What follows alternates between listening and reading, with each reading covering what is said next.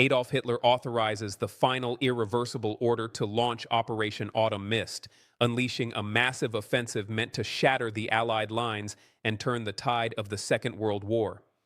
At exactly 0530 hours on December 16, 1944, the quiet winter dawn is abruptly annihilated. Over 1,600 German artillery pieces open fire simultaneously across an 80-mile front. The frozen ground buckles under the relentless bombardment. Pine trees are shattered into lethal wooden shrapnel, raining down on the American positions. Telephone wires snap. Directly in the path of this blinding barrage is a single hill overlooking the tiny Belgian village of Lanzerath. Dug deep into the frozen dirt of this ridge is First Lieutenant Lyle Bouck. He is a 20-year-old intelligence officer commanding the intelligence and reconnaissance platoon of the 394th Regiment, 99th Infantry Division. Along with 4 attached artillery observers, Bouck has exactly 21 men under his command. They are lightly armed. They are entirely untested in combat. They have no armored support whatsoever, yet they are sitting precisely in the primary invasion corridor of the 6th Panzer Army. How did a 20-year-old get left alone? Intelligence officers at higher headquarters had explicitly and fatally labeled the Ardennes a ghost front. Surviving divisional reports indicate Allied High Command considered the freezing, snow-choked sector a quiet zone, a secure place to rest battered combat units and train green recruits. Nobody believed the German army possessed the fuel, heavy armor, or manpower to mount a massive winter offensive through the dense forests. But the violent trembling beneath Bouck's foxholes proves headquarters is catastrophically wrong. The bombardment lasts for nearly 90 unbroken minutes. Bouck and his men press themselves into the mud and ice as high explosive shells detonate overhead. In his post-war recollections, Bouck later wrote that the sheer volume of the barrage made the earth feel like it was physically jumping beneath them. The tactical damage to their perimeter is immediate. Vital communication wires connecting the ridge to the regimental command post are severed. The platoon's main radio network goes completely dead. The 22 Americans on the ridge are now entirely blind, deaf, and cut off from the rest of the United States Army. Behind the thick curtain of falling shells and smoke, the tip of the German spear is already moving. The 1st SS Panzer Division, led by the notorious and highly lethal Kampfgruppe Piper, is rolling west. They are preceded by the 9th Fallschirmjäger Regiment, an elite unit of paratroopers acting as the initial infantry screen. Their orders from high command are strict and unforgiving. They are commanded to seize the vital bridges over the Meuse River within a tight 24-hour window to physically split the Allied armies. Piper's column stretches for miles, an armored juggernaut of heavy King Tiger tanks and thousands of veteran infantrymen. But to reach the open paved roads leading directly to the Meuse, the massive armored force must pass through a severe geographic bottleneck. They must march straight through the valley at Lanzerath. At exactly 0800 hours, the creeping artillery barrage abruptly lifts. The sudden silence in the ruined forest is more terrifying than the explosions. The shelling has stopped for one specific reason. The German ground assault is now moving into the village below. Will Bouck order a tactical retreat? He looks down the slope, a mere 200 yards away. His men are armed only with M1 Garands, a few Browning automatic rifles, and a single-mounted 50-caliber machine gun. They have a strictly finite supply of ammunition. Standard military doctrine dictates that a lightly armed reconnaissance unit should observe the enemy, report the movement, and immediately fall back in the face of overwhelming force. But there is no working radio to report the massive enemy buildup, and falling back now means handing the elite 1st SS Panzer Division an undisputed, open highway directly into the vulnerable rear echelons of the American lines. Bouck crawls through the snow between the fortified log-covered foxholes, checking on his stunned, freezing men. He makes a sudden, irreversible operational decision. The 22 Americans will not abandon the high ground. They lock their weapons, stare down into the smoking ruins of Lanzerath, and wait for the German vanguard to step into their crosshairs.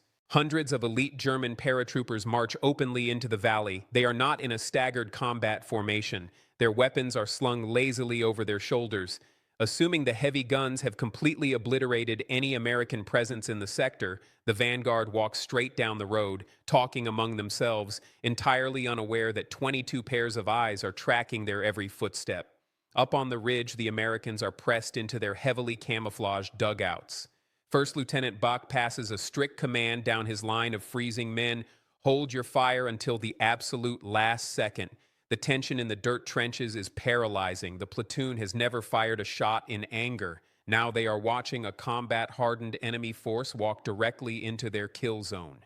A young blonde German officer steps into the open road directly below the ridge, pausing to unfold and study a tactical map. He is less than 200 yards away from the American muzzles. Bouck aligns the iron sights of his M1 Garand squarely on the officer's chest. He takes a breath. He squeezes the trigger. The single rifle crack is immediately swallowed by a devastating wall of lead.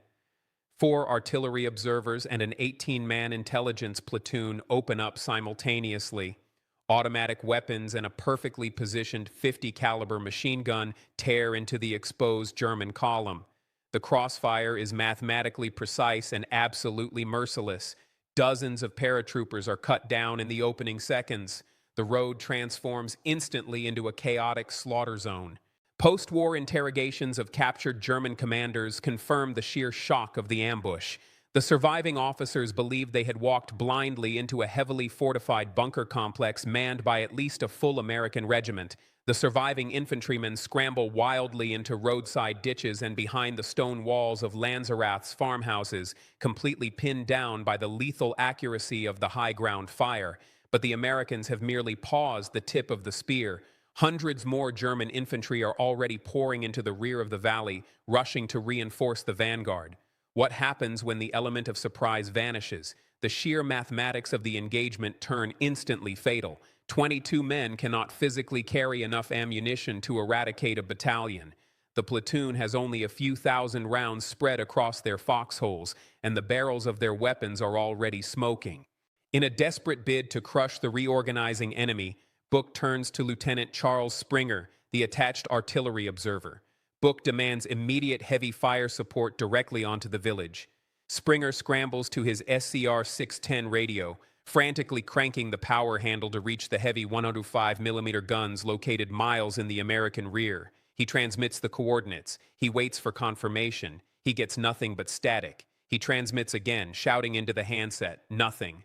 The final backup radio line has failed. The absolute gravity of their situation crystallizes across the ridge. There will be no artillery strikes to shatter the reinforcements. There will be no rescue force moving up from the rear. Surviving members of the platoon later recorded that they were totally isolated, facing thousands of elite troops with a dwindling supply of ammunition. Down in the village below, the shock is wearing off. German paratroopers begin to efficiently reorganize. Machine gun teams crawl through the snow into flanking positions. Mortar tubes are slammed into the frozen ground, angling their sights up toward the tree line. The probing ambush is over, and the full weight of the German war machine is about to crush the ridge. The tree line erupts into a continuous roar of fire. Believing they have stumbled into a massive American battalion, German commanders order a coordinated, brutal frontal assault straight up the steep, snow-covered slope. Hundreds of elite paratroopers charge. Heavy machine guns systematically hammer the dirt around the American perimeter. Mortar shells land with terrifying precision, sending geysers of frozen mud and lethal wood splinters raining down onto the foxholes. Inside the American perimeter, the brutal mathematics of survival are rapidly collapsing. Sergeant William Slape and artillery observer Lieutenant Springer abandon the relative safety of their primary dugouts. They scramble on their bellies through the freezing, blood-stained snow between the widely spaced positions. They frantically redistribute the shrinking supply of M1 clips and machine gun belts, screaming orders over the deafening explosions to keep the defensive line firing. The plunging crossfire remains devastatingly effective. Interrogations of captured German officers revealed the sheer scale of the deception.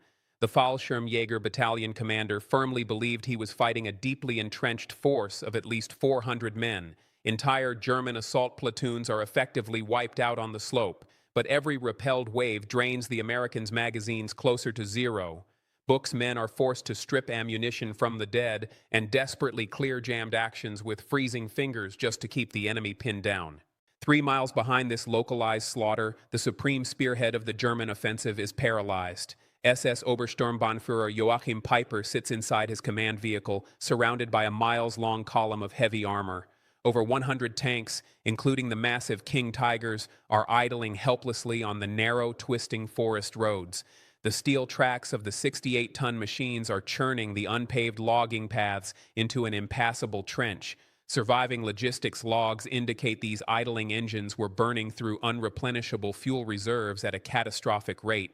Piper's operational diaries reveal a state of boiling fury. His strict invasion mandate is evaporating minute by minute.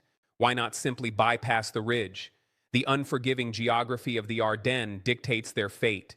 Dense, swampy forests force all heavy armor onto a handful of specific, narrow roadways, making Lanzerath an unavoidable, fatal choke point.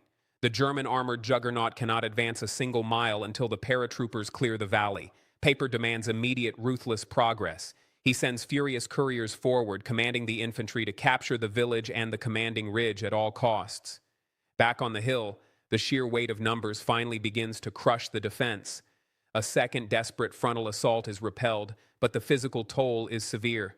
Several Americans are wounded by jagged mortar shrapnel. The heavy .50 caliber machine gun, their absolute best source of suppressing fire, is finally silenced. The barrel is dangerously overheated, warping the metal, and the heavy green ammunition boxes are completely empty. First Lieutenant Bouck looks at the sky above the shattered pine trees. The Belgian winter sky is already darkening. The loss of daylight brings a fatal new reality, the looming threat of close-quarters infiltration.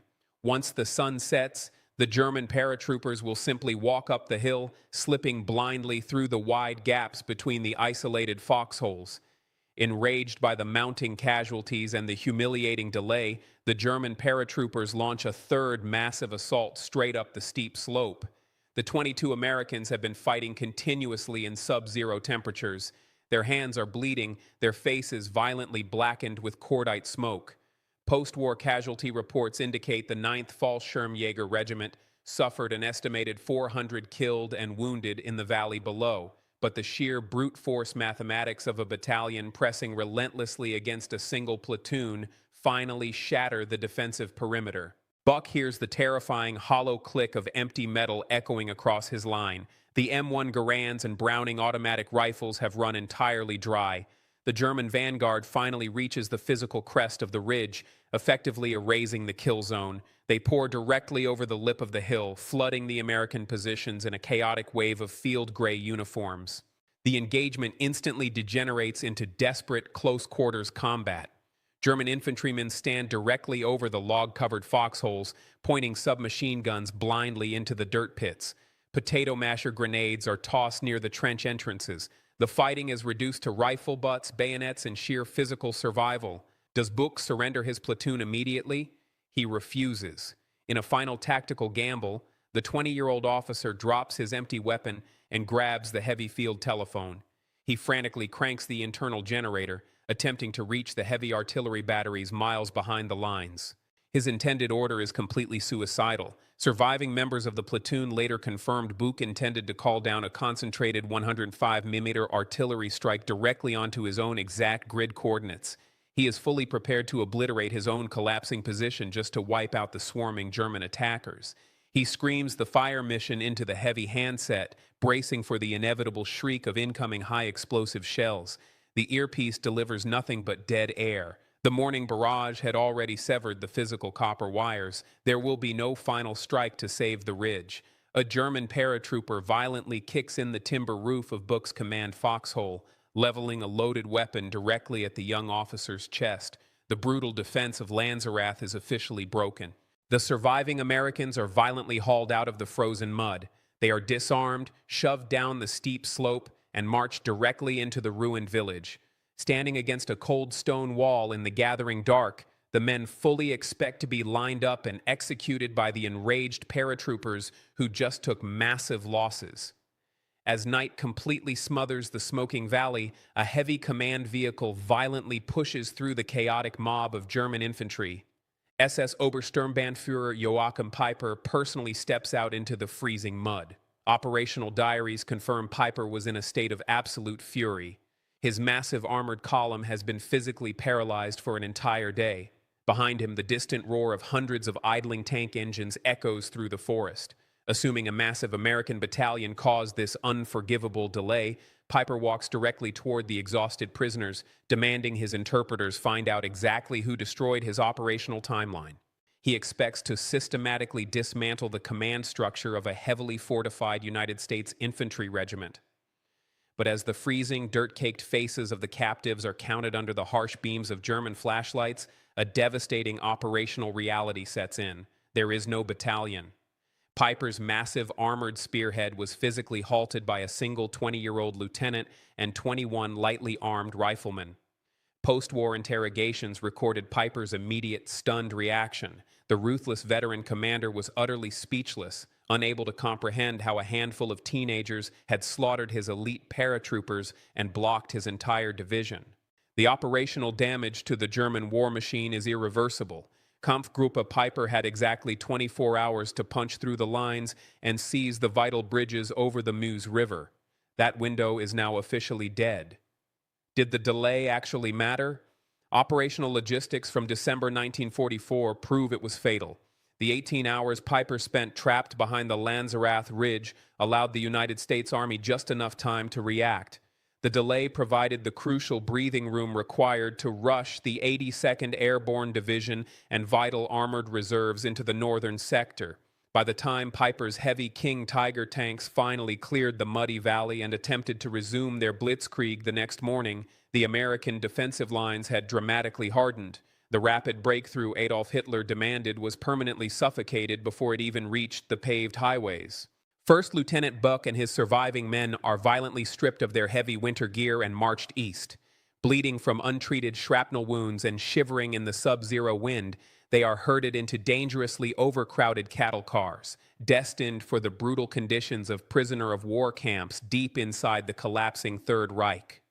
As they stumble through the heavy snow, the Americans are completely unaware of the strategic earthquake they have just caused. Stripped of their weapons and pride, they genuinely believe they have failed their ultimate mission. Surviving diaries written by the platoon members revealed a crushing sense of defeat that haunted them for months inside the wire enclosures. They did not know the roaring German tanks aggressively passing them on the road were driving directly into a heavily fortified American meat grinder that would utterly destroy them. The Battle of the Bulge would rage for another 4 bloody weeks, but the critical northern thrust of the 1st SS Panzer Division was effectively doomed on its very first day.